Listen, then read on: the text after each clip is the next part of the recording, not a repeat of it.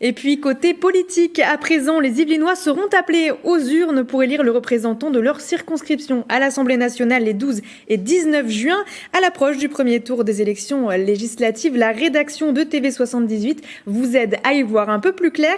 Nous faisons le point sur les enjeux de ce scrutin à venir dans les Yvelines et focus aujourd'hui sur la 9e circonscription. Et c'est avec vous, Céline Charles, bonsoir. Bonsoir.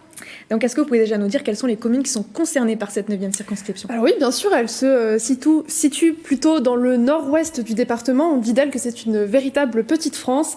Elle est essentiellement rurale, mais concentre aussi de grands pôles urbains. Elle se compose du coup de 88 communes réparties en 4 cantons, le canton d'Aubergenville, de Bagnères-sur-Seine, de Guerville et de Houdan, plus les communes des Mureaux et de Chappé, et elle représente à peu près 141 000 habitants. Alors c'est une circonscription qui a toujours plutôt penché vers le centre droit, d'abord avec le RPR, Rassemblement pour la République, puis l'UMP, représenté par Henri Cuq, de 1986 à 2010, puis Sophie Primas jusqu'en 2011.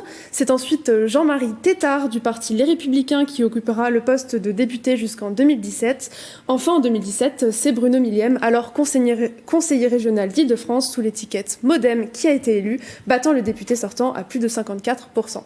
Et justement, un candidat qui se représente cette année. Et oui, il est effectivement candidat à sa propre succession sous l'étiquette de la majorité présidentielle, donc sous la bannière Ensemble, qui regroupe 7 partis politiques, dont La République En Marche. Alors il faut savoir que la 9e circonscription regroupe beaucoup de communes qui avaient accordé leur voix au Rassemblement national au premier tour de l'élection présidentielle, principalement dans le canton de Bagnères-sur-Seine.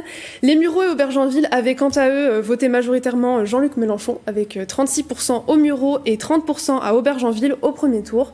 Le député sortant a donc beaucoup de travail à faire pour retrouver la confiance de ses habitants. Et il y aura aussi 13 autres candidats donc, sur cette circonscription. C'est là où il y a le plus de candidats dans les Yvelines ? Et oui, en fait, ils sont beaucoup à se disputer la 9e circonscription. 6 femmes contre 8 hommes au total. Alors, parmi les autres candidats, on retrouve Babette de Rosière, conseillère régionale d'Île-de-France depuis 2015. Alors, c'est un ancien soutien de Valérie Pécresse qu'elle avait quitté en pleine campagne présidentielle. Aujourd'hui, elle dit représenter la majorité présidentielle alors qu'elle n'a eu aucune investiture officielle. Le député sortant lui a demandé de modifier ses tracts de campagne, sans succès pour l'instant. À droite, c'est Pauline Winocourt-Lefebvre, membre du Parti républicain qui représentera le Parti de l'Union des droites pour les Yvelines, conseillère départementale du canton d'Aubergenville depuis 2015 et vice-présidente du conseil départemental délégué à la ruralité, l'agriculture et l'alimentation. Elle se place comme la principale concurrente du député sortant. À gauche, c'est un membre de la France insoumise, Victor Paillac, qui représentera les NUPES, la nouvelle Union populaire écologique et sociale, à seulement 20 ans. C'est un étudiant en 3e année de philosophie à la Sorbonne et il compte axer sa campagne sur l'écologie et le bien-être animal. On retrouve également le conseiller régional d'Île-de-France, Laurent Morin, pour le Rassemblement national, qui se présente comme la seule opposition à Emmanuel Macron, Christophe Lehaut pour le parti Reconquête d'Éric Zemmour, ou encore Philippe Gomard pour le parti La Lutte ouvrière. Merci beaucoup Céline Charles pour ces explications, journaliste pour TV78.